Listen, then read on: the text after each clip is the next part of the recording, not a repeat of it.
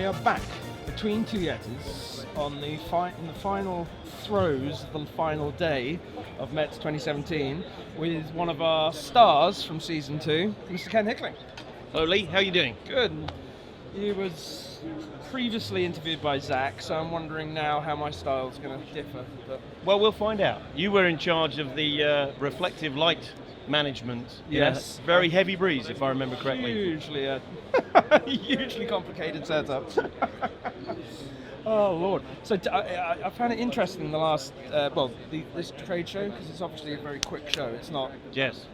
Wham bam, thank you ma'am, 3 days and it's all over. Yeah, and so everyone's on a certain pace here. Oh gosh, yes. Super busy. Yeah, and I know you're always on the go. Yeah. So are you like in extreme mode here, or are you? It has been fairly extreme. I spend half my time working for Bonlock, which is behind us here, the wonderful world of Bonlock, how to join pipes together so they never come undone. This is this thing, look at that, lovely, lovely Bonlock. You're looking puzzled. No, so it's a glue. It's not glue. It's 3 pieces of metal. So, as happens in the video behind us, you shove the pipe into the metal, you put it into a pump.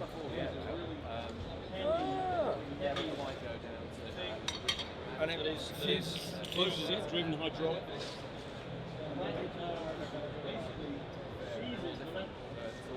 Onto the pipe with 2 bite rings, which are in here, and it's certified by Lloyd's up to 440 atmospheres of pressure, which is pretty heavy-duty stuff. It's amazing. So this was probably created out of a badly engineered part that sees, and they went, actually, if we actually make that. There's a Swiss guy called Gottfried Hayner who invented this a while ago. This is a 3rd generation iteration of the product design, and it's really cool. Works in regular steel and in stainless steel. Most of our running at the moment is in the petrochemical industry because they love the fact that you can make a joint without any spark, without any flame, no welding, but it's as good as a weld. Certified. It just pushes a huge amount of pressure into it. And yeah, then, that's right. Yeah. So it's a cool thing. We had a lot of good interest here at the show.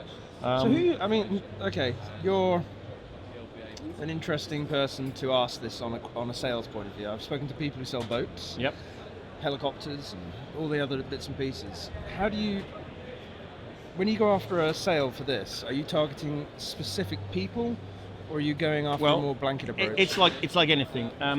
If you want somebody to buy a thing,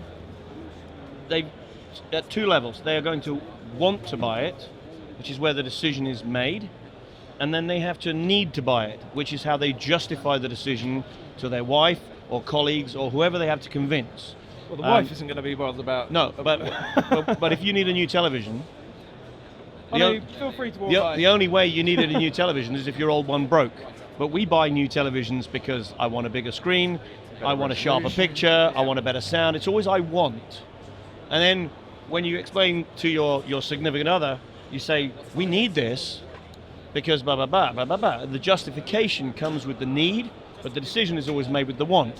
So people have got to want to buy this. And they either want to buy it because they already know they need it, and they're looking around for somebody that they can do business with. So in fact, they're buying from you as an individual. They want to do business with you, and they will buy this because they want to do business with you. So you're selling to technicians, I assume? Well, we joints are made outside of the streets of Amsterdam by pipe fitters, subcontractors. Absolutely. So I believe you can. So pipe fitters come in and they fit the pipes. They displace welders. Welders need not fear because there's not enough welders, which means that the yards can redeploy their welders elsewhere to more valuable work. Pipe fitters can do this at a lower labor cost. So the starting point is the piping contractor. But of course, you need the yard to be saying yes. Yep. And when the yard says yes, that's great. So then the yard is now going to talk to the owner's side of a project and go, we're thinking of using Bonlock. And so we actually started at that side of the equation. We went to the surveyors, the technical representatives, the project managers on the owner's side, and we said, you're going to be hearing about this, let us tell you what it is. And they say, well, we're not going to specify it. And we said, no, but when you hear about it, you want to know about it. Yeah, you don't. And then we went to First Engineers and did the exact same thing. We said, you need to know about this. And then we said, the next thing we need to do is to set up some distribution. Because if a yard says, we like this, can we order some? They need to order it from somebody. So then we started working on distribution. Now we're at the stage where we're starting to talk to piping contractors and yards because we're ready to start stimulating the real demand. This really is a new.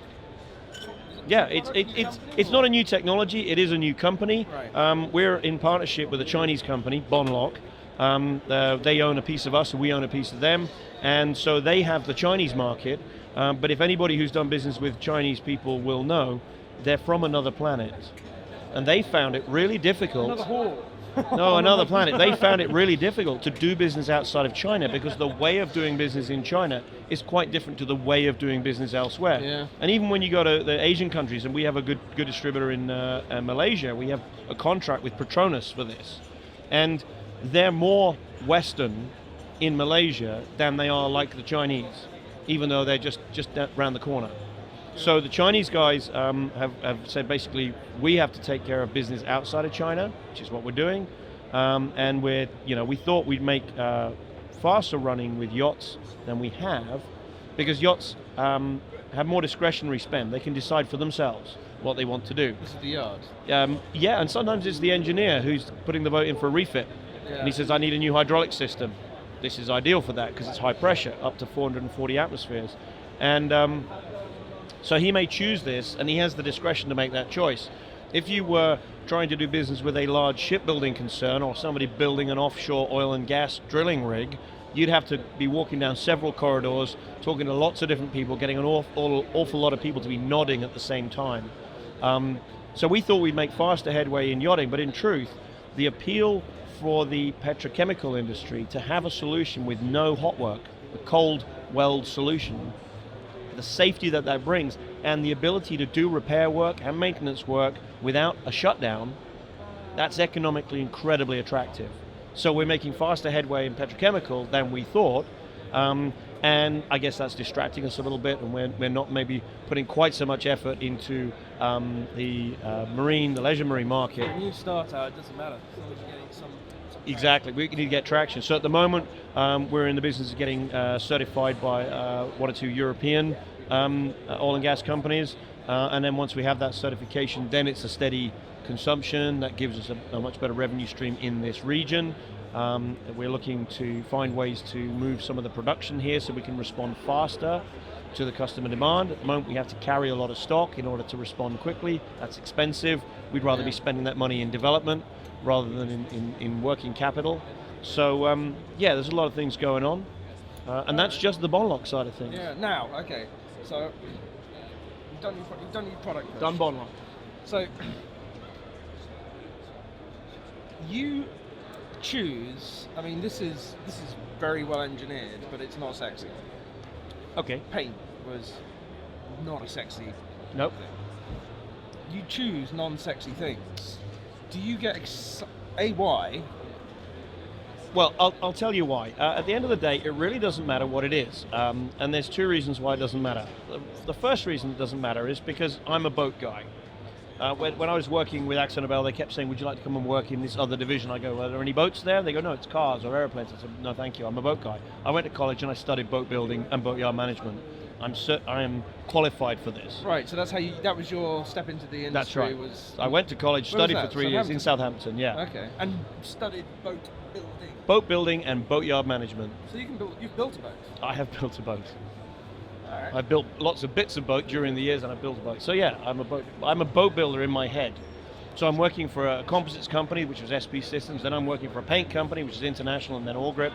And people think I'm a paint guy because I did that for 21 years, but I'm not. I'm a boat guy. And so the paint is exciting because of what it goes on. The fittings are exciting because of what they fit into. The boats are exciting. The boat industry is exciting. This, as you will know, because you've interviewed everybody, this industry is full of far nicer people than most other industries. We're incredibly fortunate that it draws in nice people, and they're a joy to work with. So that's the cool thing. The second thing is, at the end of the day, the process of defining a product, understanding the product, taking that product to market, promoting that product, and selling that product, the process is exactly the same, regardless of whether it's an awning or an engine or a fitting or a bridge control system. It really doesn't matter what it is. You've got to get the product right for the customer. You've got to understand what the customer wants, understand what the customer needs, because you've got to satisfy both of those things. You've got to win their confidence, you've got to deliver it at a price that they're prepared to pay, and you've got to deliver it satisfactorily. Like it's got to be on time, it's got to be what you promised, and all the rest of it. That process is the same. Yeah, I've been walking. This is the first time I've ever walked Mets as a civilian, and I purposely did it with the eyes of somebody who's never been in this industry, walking around, going, okay, I've never done boating. What am I going to? What kind of product am I going to buy and sell into the industry, or what product am I going to make? And the majority of it is very dull. Yes, it's all bits. It's all bits. You know, desalinators, ropes, shackles, radios. But that's not why people do it. No, they do it because the industry itself and the boats themselves are exciting. The people are exciting, the boats are exciting. It's a great industry to work in. Yeah. What we actually need to do as an industry is to reach out into schools and colleges and explain to people what a great career there is. If you're studying to be a lawyer, be a maritime lawyer. If you're studying to be an electrician, be a marine electrician. Well, this is MISF. Yes, in South Florida, they have a great salty jobs, don't they? Yeah. Great program. So The Superyacht UK has an outreach program in the UK, which they have these. Do you remember Top Trumps as a kid? The cards. Yeah. Well, they have a Top Trumps for jobs in the marine industry. They have decks of cards because it is all about getting the best people we can. So I'm super excited that my daughter's studying ship science at Southampton. She's going to be a naval architect unless she ends up working for a bank. Banks love engineers because they solve problems with numbers. Wow. Okay. I've been working out how people get into the industry, and I kind of solidified on 3 options this week. First one is you are a deckhand or crew or something like that. Started work on a boat. And you worked your way up. You're in the Navy and you transitioned across, or you worked for the Yacht Report. That's it. That's everybody. Everybody. So which one were you? I actually don't fit that category. So you started out because your father was in this industry, and what did he do? Well, my dad has made lots of different things, and he was in the bathroom industry, and making spa baths, which is an alternative Bubbly to baths. jacuzzi, and then he also started making steam showers. Yeah. So you can have a sauna, steam room in your own home. Yep. And it was very dark in the shower, so then somebody said, could you make a light for the shower? So then he made a company called Shower Lights and started. That's right. And then what did he do next? Well, then Don Starkey called him up because he was featured in the magazine. Legendary designer, and said, he's only good for boats. That's a pretty good impression. Yeah, and Dad was like, yeah, maybe. And so then Don put them on a couple of boats, started Savage Lighting 20 years later. He moved on to underwater lights. Yeah. And so for me as a kid, I grew up making lights on the kitchen table. For boats? For boats. Our biggest customer was Fairline. Yeah. And so we'd make their lights on the kitchen table. Dad would pay us £3 an hour, I think. Slave labour. Below minimum wage. Well, I was only 12. And then we'd go to the yards. We'd go to Fairline, we'd deliver the lights, and then he would take me around to Southampton, Pendennis and stuff like that and help him fit the lights. And so I had quite a very early introduction to the industry. That's right. And one of my first recollections actually was the Boat International book launches. Mm-hmm. Remember when they used to do them in London? They used to do them up in London. I went to one in the Victoria and Albert Museum. They used to pick some cool locations. Yeah, no, but way before that. So that was like maybe 10, 12 years ago. Mm-hmm. 22, 25 years ago was the first one I went to. And it used to be in a tiny little room somewhere above a social club or something in central London, Mayfair. And then everyone was there. And so, Terry, you'd have Don, you'd have Ken, you'd have Tim, everybody would just be chatting. I was like a 16-year-old kid. Surrounded by these legends. So my memories are those. So I guess I've got my dad to blame, so to speak. You never had a chance. I never had a chance. Yeah. You ended up in the yacht industry. So you grew up around boats, sailing, and stuff like that. Yes, we used to go on sailing holidays in Norfolk. That's where I learned to sail in a dinghy in Norfolk. As a family, we used to rent a sailing boat, sail up and down the rivers. So you're in a 32-foot boat with a bowsprit, tacking in a river that's 40 feet wide. You get used to tacking. That's a lot of moves. Yeah, but it's great fun because there's the lakes that the rivers connect to are called Broads, and Did you ever go on a sailing summer camp? No. Nope. But, I did teach sailing at a summer camp in America one year when I was a student. Okay, how old were you? Oh, I was 24 then. Oh, okay. No, Stephen from Oculus was like, oh, is that where you lost your virginity? Is that where it happens? No, I don't think so. I don't think we should. Totally got him. Excellent. So, one of the other questions I've had people ask, does anybody ever have an exit strategy from the industry? Oh, that's a very good point. As a business consultant, my core business as Sherpa 63 is a business consultancy, and I have been speaking to a bunch of people, and it's really interesting. People say, oh, I think you need to help me with my business, I need to do this, I need to do that. And I find out, as any good person, salesperson, marketing, you learn things by asking questions. And I say, what do you see yourself doing in 10 years' time? And they go, well, in 10 years, I want to be retired. And I said, okay, so your business strategy is an exit strategy. And they go, oh, I suppose it is. And it's like, okay, so now tell me about the nature of your business. And a number of people, they are the business. So if you look at businesses that are named after the person, Sharp Design is Doug Sharp, he's a designer. Now Johnny Horsfeld set his company up as H2 Design because he knew he would want to sell it at some point. Andrew Winch has just rebranded about a year and a half ago from Andrew Winch Design to Winch. How do the boys sell the design company when it's them? Well, that's the thing. How do you sell a company when you are the talent? Well, and that's difficult. I mean, legal firms is a similar thing. You are the talent, so how do you sell the company? Well, the simple thing is you work out what it is you do, you work out how you do it, you say, this is how I do it, and then you get a team around you and make them do it the same way. And then you can actually step away, and it still happens the way you do it, which is what people buy into. Yeah. So I was talking with a coatings consultant, he was saying they always want me in a meeting. I had the same conversation with a naval architect, they always want me in a meeting. I said, they actually don't want you in the meeting. They think that they can only get the outcome that they want by having you in the meeting because they see you as the talent. You need to inculcate all the things that you do into your team so that they can be in the meeting doing exactly the same thing as you. And then they'll realize, okay, I need somebody from them. I need somebody from that company because they all do it that way. Now, if you scale it up and you look at International Paint that I used to work for, people used to complain that the tech service guys were all like robots because it doesn't matter where you go, they're always the same. But the captains used to love this because it doesn't matter where they go. They look for the guy with the red propeller on his shirt, and I know what the service I'm going to get from this guy because they're standardized. Now, it's interesting. You work for one of the largest corporation conglomerate. Yeah, 55,000 people in Axon in this industry.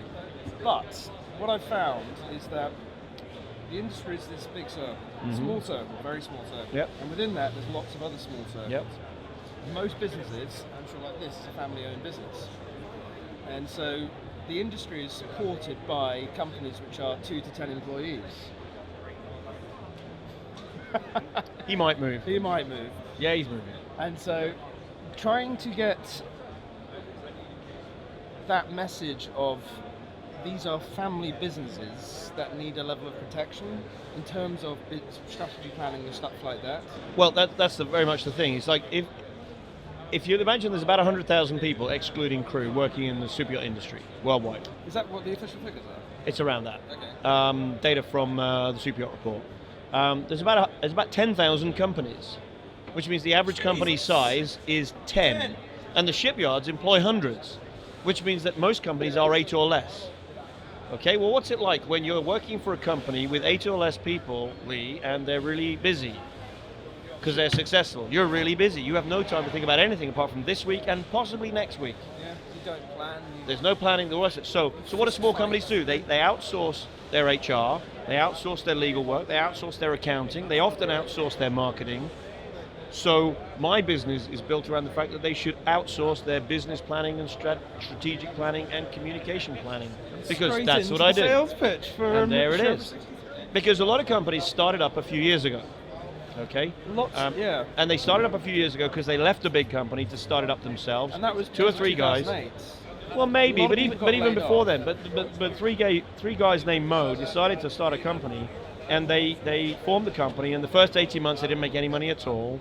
And then the second 18 months they really started to take off. 3-4 years in, they're making money like gangbusters, but they're still a small company and they're still busy because they're successful and they have no time. and they think they're doing great. But guess what? Not making any money. 3 new gals have just decided to lose. No, they're making loads of money. 3 new gals have just decided to leave another 3 big companies, and they've got a plan which is brand new. Whereas the original 3 guys have got a plan that's nearly 5 years old now. So which one do you think fits the market best? Because this market moves, whether you like it or not. Yeah. So the new plan, assuming they're of equal quality when they were written, the new plan is always going to be the better one.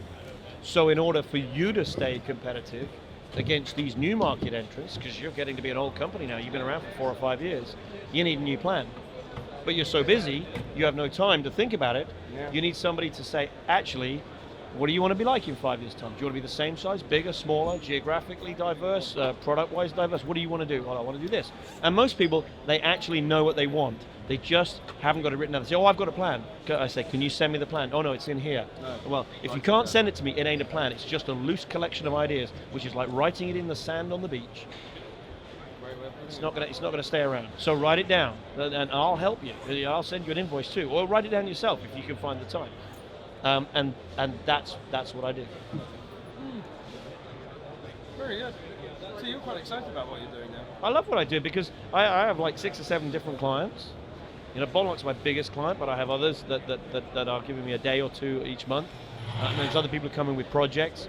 And the variety of these different things is what's exciting and interesting. They're all to do with boating, apart from one for a credit card company, which I got by accident. But all of this stuff's to do with boating. Boating is great fun. At each company, the fundamentals of the business are the same, but the things you do and the specific challenges they have are so diverse that it keeps it really vibrant and exciting. Cool. Well, people know how to get in touch with you. Sherpa63 on... Sherpa63.com, that's the website. Ken Hickling at Sherpa63.com is the email. And my Skype is Ken Hickling 63. Yeah, I got to do a better picture for you for your Skype. A better picture? Yeah, it's like you're in bloody prison on that picture. Oh, that one, yes. Yeah. Yeah, I updated my Facebook one, and but yeah. I'll do a screenshot for you. Do a screenshot for me. Beautiful fluorescent light. Yes, lovely. Thank you, Ken. Thanks, Julie. See you again. Cheers, then. On season 5. Yeah. Season 5. 5.